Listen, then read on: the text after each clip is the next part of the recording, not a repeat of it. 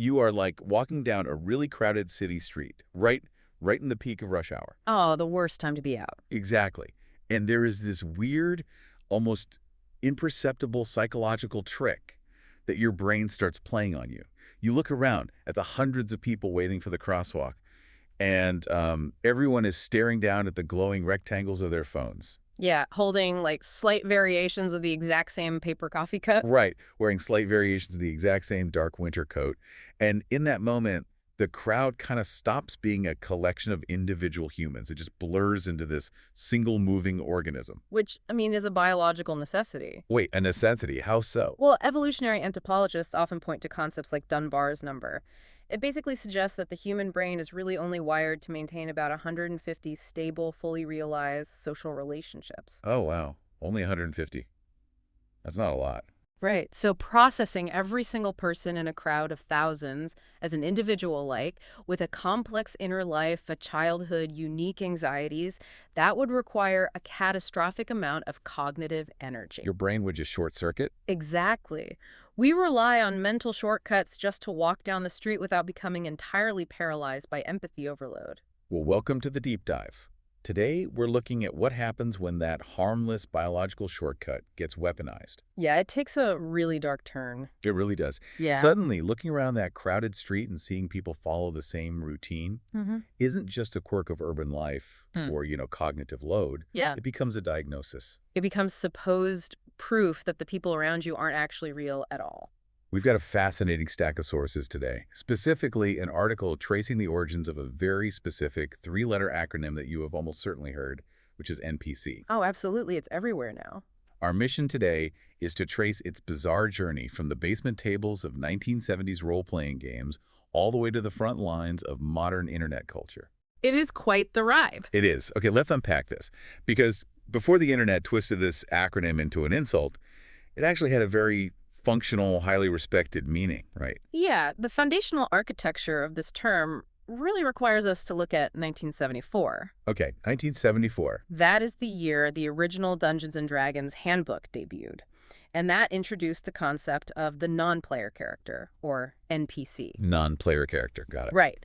So in these sprawling, imaginative role-playing games, the people sitting around the table create their own hero personas to go on quests.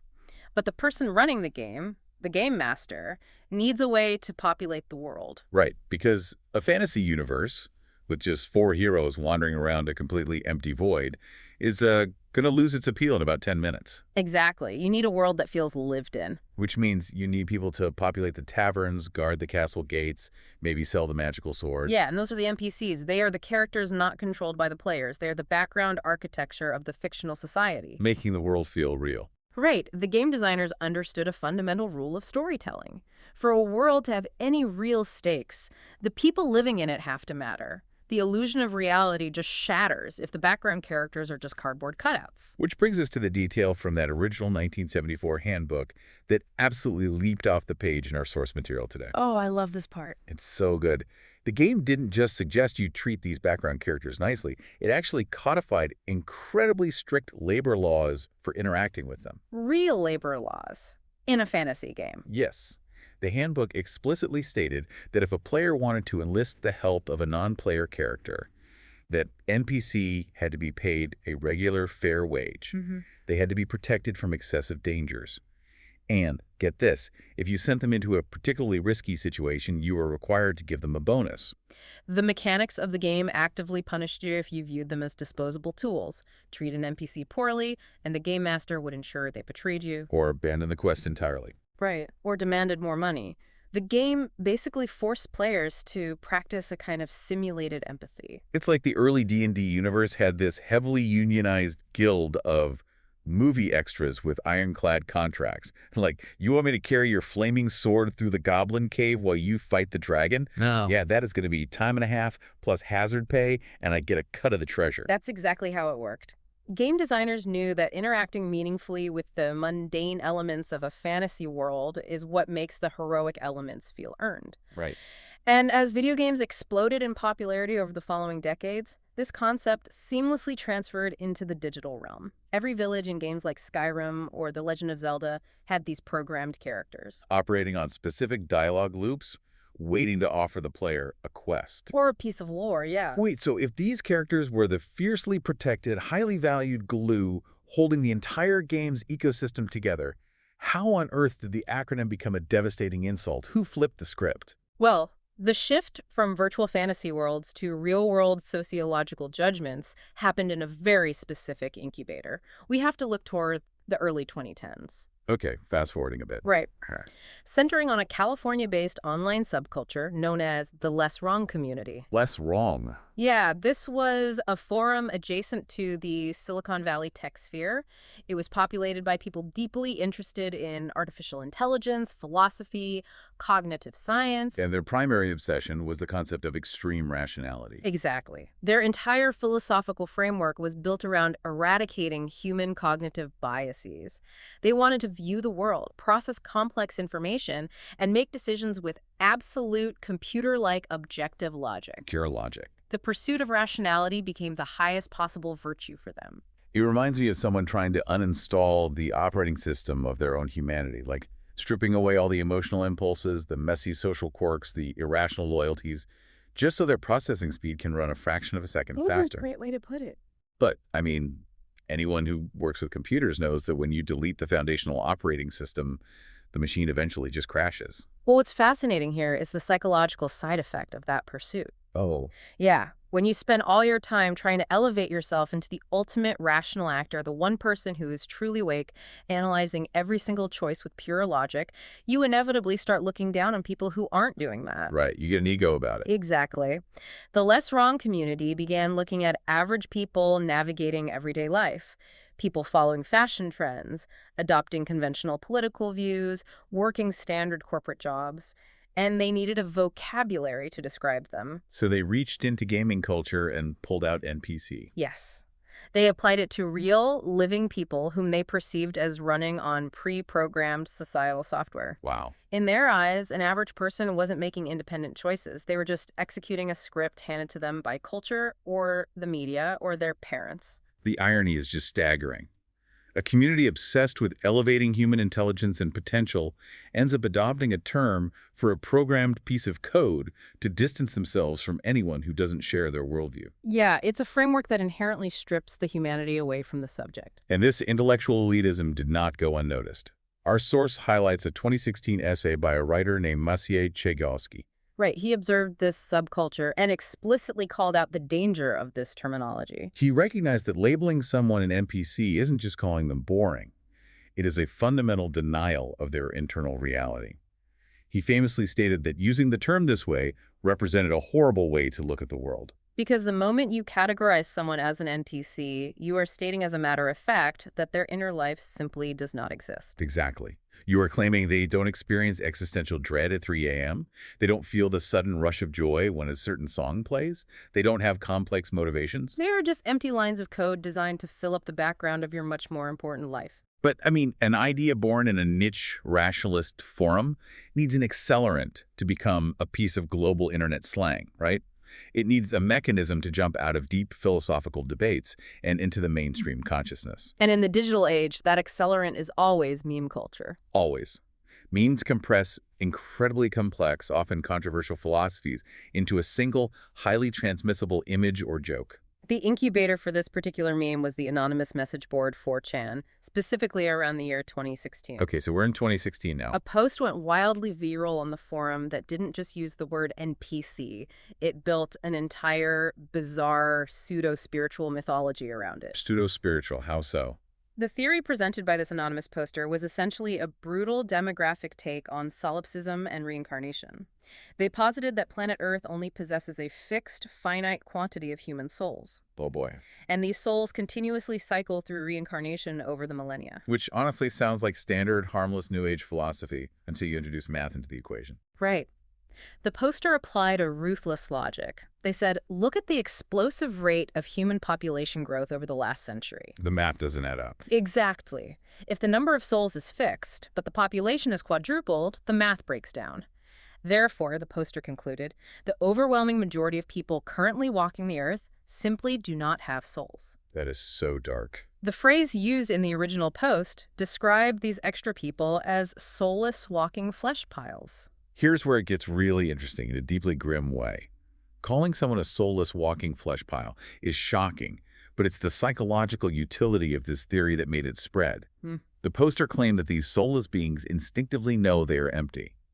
So they autonomously follow groupthink, parrot mainstream opinions, and obsess over social trends purely to camouflage themselves and appear convincingly human. Notice the mechanism at play here. This theory provides a perfectly insulated psychological shield for anyone who feels alienated by society. Oh, right. If the majority of the world disagrees with your worldview, or if people are following a trend you just don't understand, you no longer have to question if maybe your own views are flawed. You don't have to engage with their arguments at all. Exactly. You just categorize them as soulless entities mimicking the herd. It completely overrides the analytical brain. But a long paragraph on a fringe message board isn't enough to change the global lexicon. Visual shorthand is the final key. And that arrived later in 2016 with the creation of the NPC Wojak meme. The Wojak meme format. For context, this started as a simple, crudely drawn black and white face used on forums to express various relatable emotions, right? Like sadness, anger, loneliness. Yeah, but the community altered this familiar template to perfectly capture the 4chan flesh pile theory. They colored the face entirely gray. They erased all the expressive features, leaving just a completely blank, totally expressionless face with two rigid geometric triangles for eyes. And a straight flat line for a mouth. It's eerie. The visual impact of that gray face is the primary reason the insult gained such immense traction.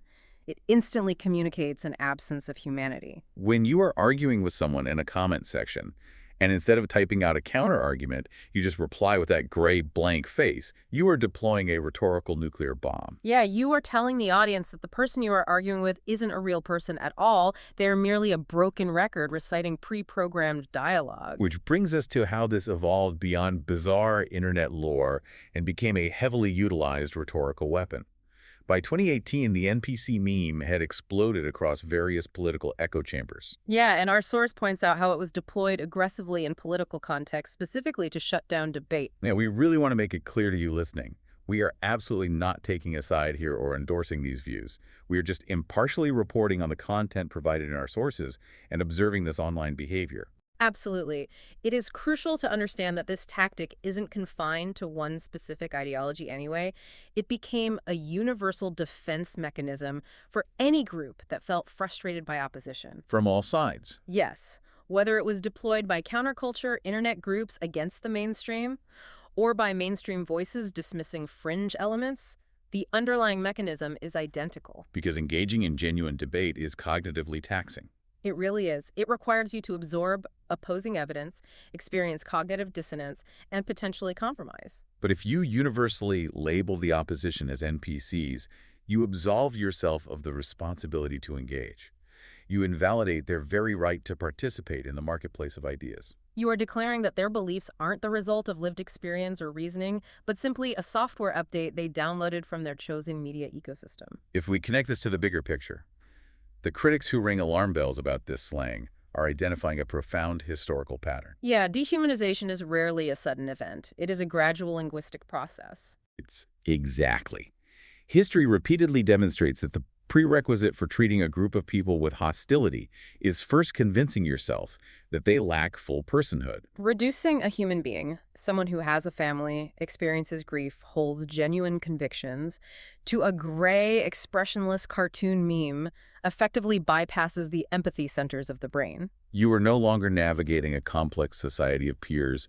You are just swatting away digital annoyances blocking your path. And the most darkly humorous observation in the source material highlights the impenetrable fortress built around this insult. Oh, I know what you're going to say. Right. When sociologists, journalists, or everyday users point out that the term is fundamentally dehumanizing and dangerous, the communities who utilize the insult don't engage with the criticism at all. They just deploy the gray face meme again. Exactly. They gleefully call the critic an NPC, creating this perfect, closed-loop system of dismissal. The logic is entirely circular. Like, of course you think the term is dehumanizing. Your societal programming is forcing you to say that to defend the system. It makes self-reflection or growth within those online spaces virtually impossible. It is the ultimate trump card for avoiding accountability. You press a button, drop the meme, and walk away feeling intellectually victorious without having actually defended your own ideas. Today, the term has bled so far out of its original philosophical and political incubators that it has become a casual, everyday insult, especially among teenagers. Oh, yeah. It is routinely used in high school hallways to describe someone who walks too slowly, someone who wears generic sneakers, or someone who just gives a boring answer in class. It has basically become a catch-all synonym for irrelevant. The irony being, of course, that using a globally viral meme to call someone else unoriginal is in itself a highly unoriginal programmed behavior. Right.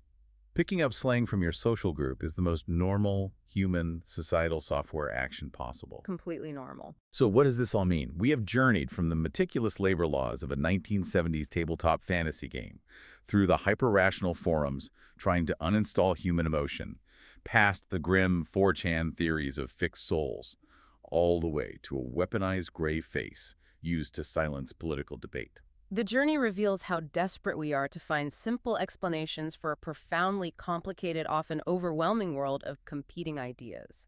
If you are listening to this, and you ever find yourself on the receiving end of the NPC insult, whether in a heated online debate or from a teenager in your living room, our source material actually provides the ultimate historically accurate comeback. It really does. You need to remind them of the true foundational lore of the term. In the actual architecture of gaming, the non-player characters are the entities holding all the functional power. Exactly. They possess the vital lore of the universe. They hold the keys to the locked doors. They are the ones who present the quests that give the hero's journey any actual purpose or direction. Without the NPCs providing context and challenge, the supposedly important main character is just wandering around an empty digital field, swinging a sword at nothing, achieving absolutely zero progression.